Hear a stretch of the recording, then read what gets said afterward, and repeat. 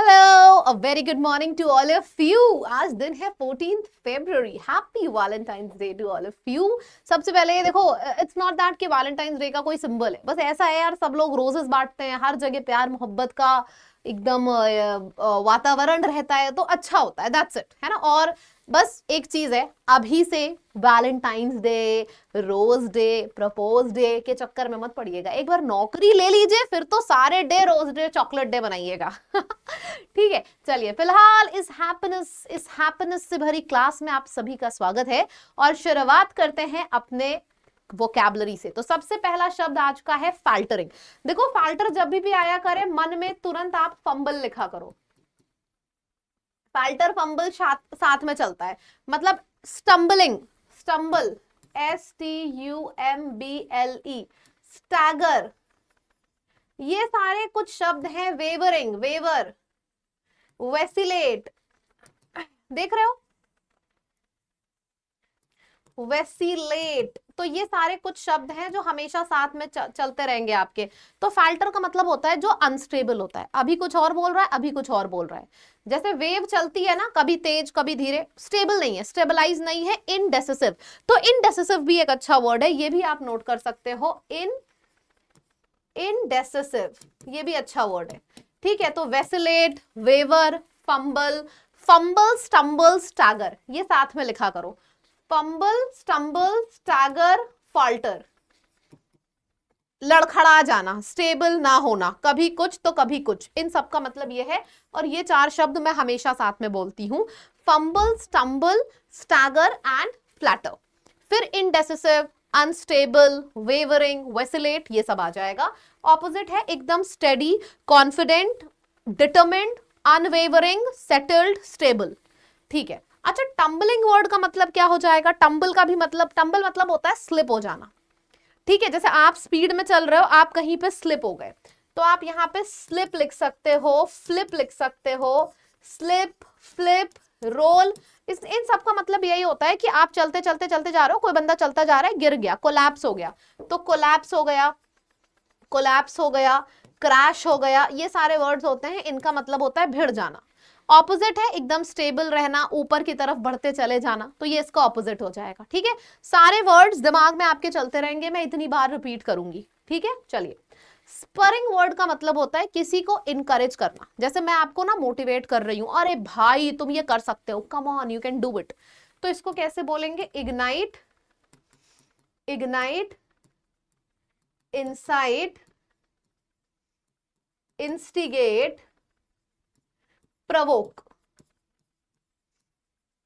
Encourage, ठीक है, motivate. तो सबसे पहले तो ये पूरी लाइन कहते हैं ना, एक सांस में ये सारे शब्द लिख डालो। इग्नाइट, इंसाइट, इंस्टिगेट, आगे की तरफ बढ़ाना, इनकरेज करना, प्रॉम्प्ट, प्रॉम्प्ट हो गया, प्रोपेल हो गया। तो इन सब का मतलब होता है किसी को आप मोटिवेट कर रहे हो, इनकरेज कर रहे हो कि वो आगे की तरफ बढ़ता चला जाए। ऑपोजिट क्या हो जाएगा? किसी की परफॉर्मेंस को बर्बाद कर देना, सप्रेस कर देना, मतलब कि डिस्करेज करना, किसी के रास्ते में बाधाएं डालना। भाई जैसे ही बाधा वर्ड सामने आता है, तो बाधा से रिलेटेड कुछ शब्द हैं जो तुरंत लिख दिया करो। बाधा से रिलेटेड आई से शुरू होने वाले 3 शब्द, ये मैं बार बार पढ़ाती हूं, और जितनी बार आएगा उतनी बार मैं बोलूंगी ताकि आपके दिमाग में छप जाए। तो क्या क्या हो गया? इग्नाइट, इग्नाइट है, इंसाइट है, इग्नाइट, ओ सॉरी, बाधा का क्या हो जाएगा? इम्पीड, इम्पीड, इम्पास, इनहिबिट, ये आई वाले 3 शब्द हो गए। इम्पीड की जगह इम्पेडिमेंट भी आ सकता है, सेम है। इसके बाद आ जाएगा हिंड्रेंस, हिंड्रेंस हो गया, हर्डल हो गया, हिंड्रेंस है, हर्डल है। फिर ऑब्स्टिकल है, ऑब्स्टिकल आप डाल सकते हो, ऑब्स्ट्रक्शन डाल सकते हो, ऑब्स्ट्रक्शन हो गया। ऑब्स्ट्रक्शन के बाद रिस्ट्रिक्शन डाल सकते हो, रिस्ट्रिक्शन हो गया। रिस्ट्रिक्शन के बाद सप्रेस करना डाल सकते हो, तो सप्रेस मतलब जब आप, जैसे कोई बंदा बहुत ज्यादा बोले जा रहा है, आपने उसकी आवाज एकदम सप्रेस कर दी, तो सप्रेस एक वर्ड हो गया। तो ये सारे वर्ड्स हो गए ऑपोजिट, और ये है सिनोनिम। किसी को मोटिवेट करना, encourage, instigate, insight, propel, prompt, घटा देना, किसी की आवाज बंद कर देना, सप्रेस कर देना। एक बहुत इंपॉर्टेंट वर्ड होता है deter, DETER, deter, suppress, restrictions, hindrance, hurdle, ये सारे वर्ड्स आ जाएंगे, ठीक है। फिर आ जाएगा स्पटरिंग। स्पटरिंग का मतलब होता है लड़खड़ा के बोलना या फिर अटकटा के बोलना। फैल्टरिंग मतलब बीच में बोलते बोलते आप फंबल कर रहे हो, लड़खड़ाना। अच्छा, लड़खड़ाने के लिए स्पटरिंग वर्ड भी आ सकता है, और लड़खड़ाने के लिए हम ये भी वर्ड यूज कर सकते हैं, फंबल, स्टम्बल, स्टैगर। कुछ दोनों में से दोनों वर्ड यूज कर सकते हैं। तो फैल्टरिंग का भी मतलब होता है लड़खड़ा जाना, मतलब बोलते हुए लड़खड़ाओ या चलते हुए लड़खड़ाओ। और स्पटरिंग, फ्लैटरिंग, फंबलिंग, मतलब जो ये लिस्ट आपने यहाँ पे लिखी थी वो आप यहाँ पे भी लिख सकते हो। फंबल हो गया, स्टम्बल हो गया, फंबल, स्टम्बल, स्टैगर, फैल्टर, वो आप यहाँ पे भी लिख सकते हो, मीनिंग सेम है। बार बार लिखोगे तो लंबे समय तक याद रहेगा, ठीक है। फिर आ जाएगा इंसिपिड। इंसिपिड का मतलब होता है जब कोई चीज ब्लैंड होती है, डल, बोरिंग, मोनोटोनस। ये एकदम बेसिक वर्ड्स हैं, डल, बोरिंग, मोनोटोनस। और कुछ भी नए वर्ड्स हैं तो आप मेरे को बताओ, मैं यहाँ पे लिख दूंगी। कोई भी चीज डल है, बोरिंग है, फ्लैट आप बोल सकते हो, कोई टेस्ट नहीं है तो टेस्टलेस हो गया, टेस्टलेस हो गया, ब्लैंड है, अनइंटरेस्टिंग है, ड्रैब है, DRAB, ड्रैब। इन सब का मतलब होता है कोई फ्लेवर नहीं है, एकदम ब्लैंड टेस्ट है, टेस्टलेस, जैसा कि फॉरेन कंट्रीज का खाना होता है। अभी मैंने रिसेंटली विजिट किया है तो मैं समझ सकती हूँ भाई, इंडियन टेस्ट ना मुझे ऐसा लगता है कहीं नहीं मिल सकता पूरी दुनिया में, एक्चुअल में, है ना। बाकी सारे खाने इंसिपिड, ब्लैंड, टेस्टलेस होते हैं। फिर ऑपोजिट हो जाएगा फ्लेवर से भरा हुआ, फ्लेवरफुल, एक्साइटिंग, एक्साइटिंग, फ्लेवर से भरा हुआ, टेस्टी आप बोल सकते हो, बहुत ज्यादा टेस्टी, मुंह में पानी आ जाना, वाटरी, ऐसा बोल सकते हो। अच्छा, अपेंड मतलब समझो क्या होता है। अपेंड मतलब एंड नीचे होना चाहिए, समझो एक ट्रिक है, एंड नीचे होना चाहिए, लेकिन अगर एंड ऊपर हो गया मतलब कि चीजें उल्टी हैं, चीजें इन्वर्टेड हैं। मैं आपको एक ट्रिक बता रही हूं, इससे हमेशा याद रहेगा, समझो। एंड हमेशा आखिरी में होता है, लेकिन अगर एंड ऊपर है तो इसका मतलब क्या है कि चीजें उल्टी हैं। सो अपेंड का मतलब हो जाएगा चीजें उल्टी हैं, यानी कि चीजें इन्वर्टेड हैं। इन्वर्टेड है, फ्लिप है, रिवर्टेड है तो आप रिवर्ट बोल सकते हो। और यहाँ पे आ जाएगा कैप्साइज, तो कैप्साइज आ गया। कैप्साइज का भी मतलब होता है उल्टा, ओवरटर्न। आप ओवरटर्न बोल सकते हो, ओवरहॉलिंग बोल सकते हो।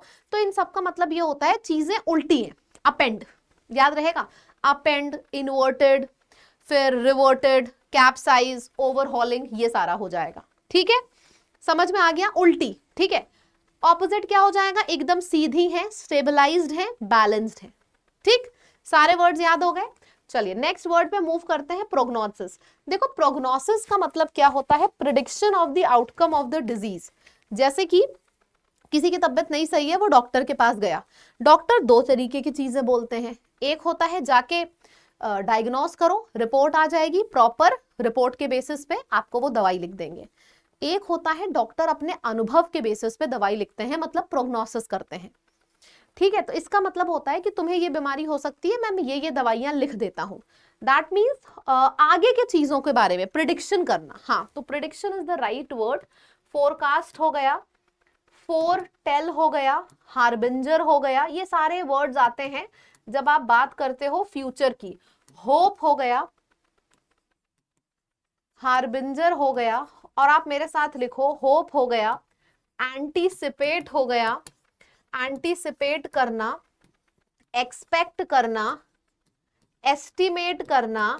तो एक्सपेक्ट है, एस्टिमेट है, फ्यूचर के बारे में आप कुछ सोच रहे हो, कुछ अंदाजा लगा रहे हो, एक्सपेक्ट हो गया, इवैल्यूएट हो गया, सपोज हो गया, बहुत बढ़िया, इवैल्यूएट करना, ठीक है, सपोज करना। तो ये सारे वर्ड्स आ जाएंगे जिसका मतलब है आप फ्यूचर का कुछ प्रिडिक्ट कर रहे हो। बहुत अच्छे वर्ड्स हैं, फ्यूचर का कुछ प्रिडिक्ट करना। एक और वर्ड है प्रोफेसी। अच्छा, ऑपोजिट क्या हो जाएगा, you are not sure of something.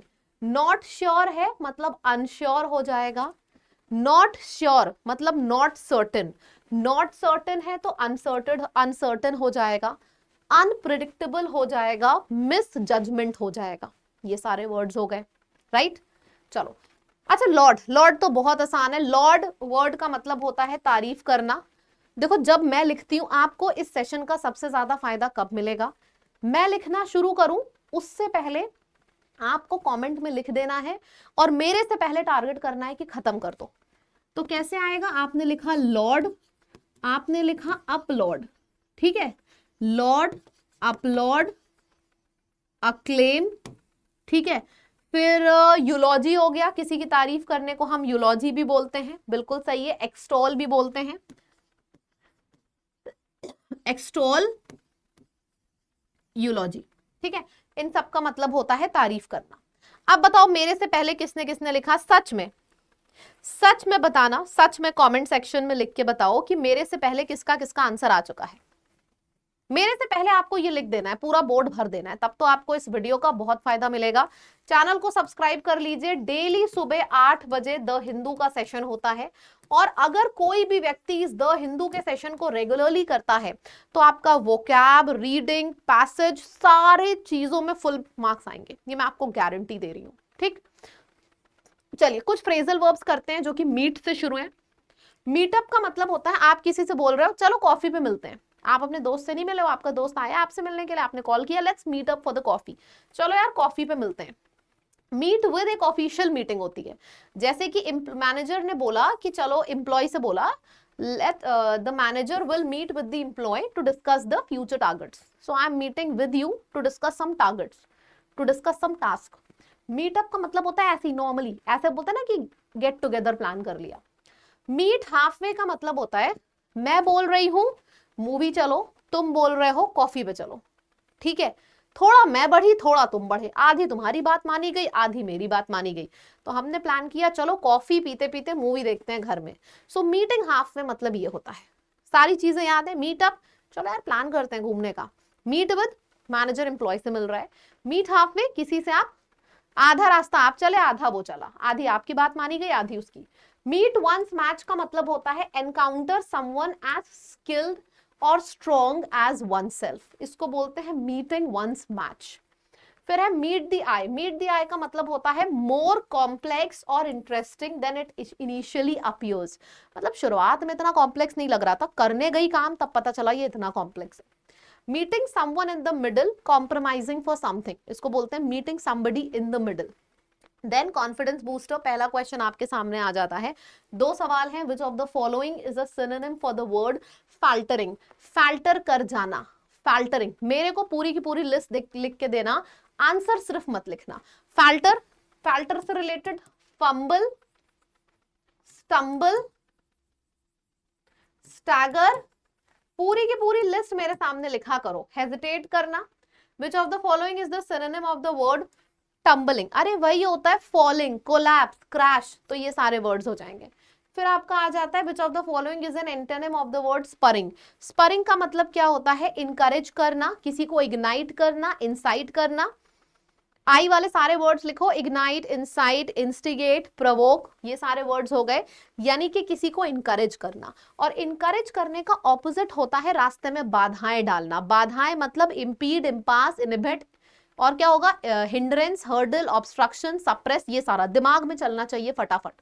सिर्फ आंसर कर रहे हो आप मेरे स्टूडेंट नहीं हो, आंसर के साथ साथ पूरी पूरी लिस्ट दिमाग में चल रही है तब आप मेरे स्टूडेंट हो। ठीक, विच of the following is an antonym for the word sputtering, इसका मतलब होता है flowing smoothly.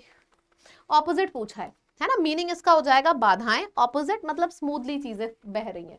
Also I would like to tell you about my vocab course. अगर आपसे द हिंदू जैसे आप रेगुलर 1 साल से मेरा नहीं कर रहे हो, आपके कुछ सेशंस छूटे हैं, तो ये बैच आप सभी के लिए है। इसमें मैंने एक एक शब्द द हिंदू पिछले 1 साल का कवर किया है, सिनोनिम, एंटोनिम्स के साथ साथ idioms, one word substitution, phrasal verb, आपको यहाँ पे सब कुछ मिलेगा। इस कोर्स की कीमत 599 है, बट ये लॉन्च ऑफर है जो कि आपको 199 में ये कोर्स मिल रहा है, फ्लैट 199 में। और आपको कोड क्या लगाना है, LAB लैब। जैसे ही आप इस कोड का इस्तेमाल करोगे आपको ये जो बैच है ये 199 रुपीज में मिल जाएगा। डू नॉट मिस इट, ये लाइव नहीं रिकॉर्डेड कोर्स है, तो आपको बहुत आराम है। जब आप परचेज करने जाओगे वीडियो कोर्स पे जाना, आपको ये कोर्स दिख जाएगा, लैब कोड डालिएगा, आपको डिस्काउंट मिल जाएगा। अभी से ले लीजिए और पढ़ना शुरू कर दीजिए। डेली 8 बजे तो द हिंदू करना ही है, लेकिन जो पिछले 1 साल का छूटा है वो यहां से एक बार में कवर हो जाएगा आपका। ठीक है, चलिए रीडिंग कॉम्प्रिहेंशन करते हैं। प्रेग्मेटिक पिक्चर मतलब एक बहुत प्रैक्टिकल पिक्चर, प्रैग्मेटिक का मतलब होता है प्रैक्टिकल सीन आपको दिखाया गया है इकोनॉमिक सर्वे 2024-25 के द्वारा। इसको पूरा पढ़ लीजिए, पढ़ने के एक बार कमेंट में जरूर लिख के बताना कि मैम मैं पूरा पैसेज पढ़ रहा हूं। मैं जब इसको आपको एक्सप्लेन करूंगी ना तो आप अपने से मैच किया करो कि जो मैंने एक्सप्लेन किया, जो आपने समझा है वो सेम है कि अलग है। ठीक है, चलिए पार्लियामेंट का जो बजट सेशन है यानी कि जहां पे फाइनेंसेस डिस्कस किए जाते हैं वो शुरू हो चुका है और एक बहुत ही इंपॉर्टेंट सिग्निफिकेंट मतलब एक बहुत ही इंपॉर्टेंट चेंज देखने को मिला है।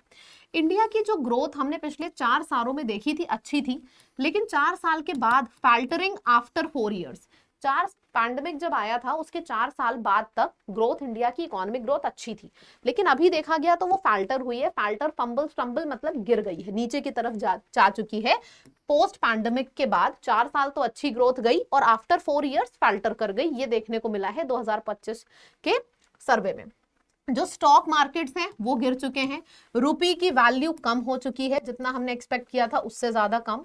जो मेजर ड्राइवर्स थे हमारे ग्रोथ स्परिंग मतलब जो मेजर ड्राइवर्स थे हमारी इकोनॉमी के वो थे डोमेस्टिक डिमांड, मतलब कि जो लोगों की डिमांड ही प्रोडक्ट्स की कि मुझे ये प्रोडक्ट चाहिए, इसमें चेंजेस देखने को मिले हैं। स्परिंग मतलब ये घट चुकी है और जो हमारे मेजर डोमेस्टिक डिमांड घट चुकी है। और जो पब्लिक सेक्टर का कैपेक्स है, कैपेक्स का मतलब होता है जो गवर्नमेंट रुपए इन्वेस्ट करती है हमारे प्रोजेक्ट्स में, बड़े प्रोजेक्ट में जो पैसे इन्वेस्ट करती है गवर्नमेंट, उसको गवर्नमेंट सेक्टर का कैपेक्स बोलते हैं। इसमें इन दोनों चीजों में स्पटरिंग मतलब इन चीजों में गिराव आया है और यही 2 रीजंस रिस्पॉन्सिबल होते थे जो कि ड्राइवर्स की तरह एक्ट करते थे। तो यही दोनों चीजें रिस्पॉन्सिबल होती थी ग्रोथ ऊपर ले जाने के लिए और इन्हीं दोनों चीजों में स्पटरिंग यानी कि गिराव देखने को मिला है। Private investments remain insipid, private investment मतलब कि जो इन्वेस्टर्स हैं वो इन्वेस्ट भी नहीं कर रहे हैं। इंसिपिड मतलब डल और बोरिंग हो चुकी है प्राइवेट इन्वेस्टमेंट्स भी, यानी कि प्राइवेट इन्वेस्टर्स भी इन्वेस्ट करना नहीं पसंद कर रहे हैं। For context the 5 years example के तौर पे समझाया गया है कि 5 ईयर्स अगर 2019 से 20 और 23-24 देखा जाए तो यहाँ पे जो गवर्नमेंट का कैपेक्स था यानी कि गवर्नमेंट जो बड़े प्रोजेक्ट्स में पैसे लगाती थी वो इंक्रीज हुआ था कंपाउंड रेट पे, यानी कि एनुअल ग्रोथ रेट 16% होता था। जो हाउस होल्ड में इन्वेस्टमेंट होता था 12% तक रेज हुआ है उसमें, और कॉर्पोरेट जो आउटलेस था उसमें 6% तक होता था। ये कंपाउंड इंक्रीज दिखता था, इस साल में बताया गया, एक्सप्लेन किया गया कैसे कैसे इन्वेस्टमेंट में दिखता था। उसके बाद क्या हुआ, गवर्नमेंट ने टैक्स रेट्स में डिस्पाइट अ steep tax rate cut, tax rate में कट किया मतलब कमी करी, लेकिन उसके बावजूद इन सब चीजों में बढ़ाव देखने को नहीं मिला। जैसे होता है ना कि इस पे टैक्स बहुत कम है, लोगों ने कम लिया, गवर्नमेंट ने टैक्स कम कर दिया, सोचा कि इसका परसेंटेज बढ़ेगा, लेकिन ऐसा नहीं हुआ। ठीक है, a slow down in the well moving economic levers is दस अ कॉज फॉर कंसर्न। ये जो स्लो डाउन मतलब धीरे धीरे करके जो ये सारी परसेंटेज में कमी आती गई और ये कंसर्न का एक रीजन बन गया। न्यू यूएस एडमिनिस्ट्रेशन यानी कि डोनाल्ड ट्रंप की जो नई एडमिनिस्ट्रेशन है, यूएस की बात करी गई है, उसके वजह से अपेंड यानी कि उल्टा ग्लोबल ट्रेड मतलब बढ़ाव नहीं घटाव देखने को मिला है टैक्सेशन अरेंजमेंट में, वो भी पूरे वर्ल्ड में भी और इंडिया में भी। अनसेटलिंग का मतलब यही होता है कि थिंग्स आर नॉट सेटल्ड, काफी चेंजेस देखने को मिले हैं यूएस एडमिनिस्ट्रेशन मतलब यूएस का जब एडमिनिस्ट्रेशन बना है उसके बाद ग्लोबली और इंडिया में काफी चेंजेस देखने को मिले हैं। ये चीज यहाँ पे लिखी गई है। जो इकोनॉमिक सर्वे 2024-25 किया गया उसने एक वार्निंग एक तरीके से दी है कि ग्लोबलाइजेशन इज रिट्रीट, मतलब कि ग्लोबलाइजेशन पूरे ग्लोबल का बढ़ना ये अब नहीं हो रहा है। अब पूरी दुनिया अपनी अपनी इकोनॉमी पे फोकस कर रही है, नॉट ग्लोबली। नए इकोनॉमिक सर्वे में ये देखने को मिला है कि globalisation is going down, people are focusing on their economy. तो India must also focus on domestic factors, मतलब अपनी इकोनॉमी में फोकस करना चाहिए इंडिया को और अपनी खुद की ग्रोथ रेट को ऊपर लेके जाना चाहिए। Rival markets looking to attract foreign investors और दूसरे पे नहीं डिपेंड करना चाहिए, अपने ऊपर डिपेंड करो, अपनी इकोनॉमी बढ़ाओ, अपने यहाँ इन्वेस्टर्स को बुलाओ बाहर से अट्रैक्ट करके, क्योंकि globalisation is going down, people are more focused on their own economy. तो India should also focus on its own economy, और बाहर के इन्वेस्टर्स को अट्रैक्ट करो, खुद की इकोनॉमी पर डिपेंड करो, खुद को ऊपर लेके जाओ। तो ये पूरा का पूरा सर्वे है जिसके बारे में था। अब क्वेश्चन आंसर करिए, what are the major economic concerns that are highlighted at the beginning of the parliament's budget session. सबसे पहले फॉल्टरिंग ग्रोथ, स्टॉक मार्केट, ये सारी चीजें। तो option number B is the correct answer, मेरे हिसाब से सबका आया होगा। नेक्स्ट क्वेश्चन है, according to the economic survey 2025, क्या आंसर है बताएं, किस पे फोकस करना चाहिए? Strengthening global trade, globalization is going down, तो ग्लोबल ट्रेड पे तो फोकस नहीं करना चाहिए, अपनी खुद की ट्रेड यानी कि डोमेस्टिक फैक्टर्स पे फोकस करना चाहिए इंडिया को, और बाहर के इन्वेस्टर्स अट्रैक्ट करने चाहिए। So this option number B is the correct answer, B correct answer है, राइट? क्लियर है? चाहे जितना कठिन पैसेज हो, सबके सही आंसर आएंगे अगर सही तरीके से पढ़ा जाए।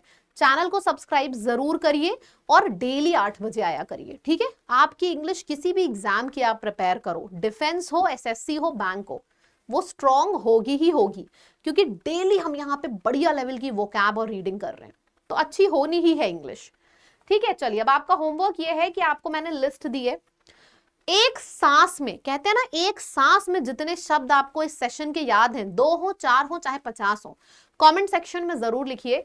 इन पूरी लिस्ट में से आप कोई भी 4 लिख दो चलेगा, लेकिन मिनिमम 4 लिखना ही लिखना है, तभी आपकी जो इंग्लिश है वो स्ट्रांग होगी। मैं जो बोल रही हूँ सब करते रहिए, ठीक है? और नया बैच शुरू हो रहा है 15th से, यानी कि कल से। तो अगर आपने इस फाउंडेशन बैच में नहीं एडमिशन लिया है, आप शुरू से तैयारी करना चाहते हैं, तो इस फाउंडेशन बैच में जरूर एडमिशन लीजिए। हम मैक्सिमम सिलेक्शंस देते हैं इस बैच से, जो हम फाउंडेशन नीव मतलब यहां से आपकी स्ट्रांग होती है। तो अगर अभी तक आपने नहीं लिया है तो जरूर से ले लीजिए, नोटिफिकेशन आपकी आने वाली है अगले महीने, तो आप लोग जरूर से इसमें एडमिशन लें, ताकि पढ़ाई नोटिफिकेशन से पहले ही शुरू हो जाए। This is the right time, ठीक है? आपको नॉर्मली ऐप खोल लेनी है, ये आपका लाइव कोर्स है, तो आप लाइव कोर्स में जाएंगे, आपको दिख जाएगा, कोड आपका सेम रहेगा। आप वोकैब का बैच लें, चाहे आप फाउंडेशन कोर्स लें, और चाहे आप महापैक लें, कोड हर का एक है, लैब। आप इस कोड को लिखोगे, आपको बम्पर डिस्काउंट मिलेगा, ठीक? चलिए, कल फिर से मुलाकात करते हैं सुबह 8 बजे। Till then, tata, bye bye, take care everyone.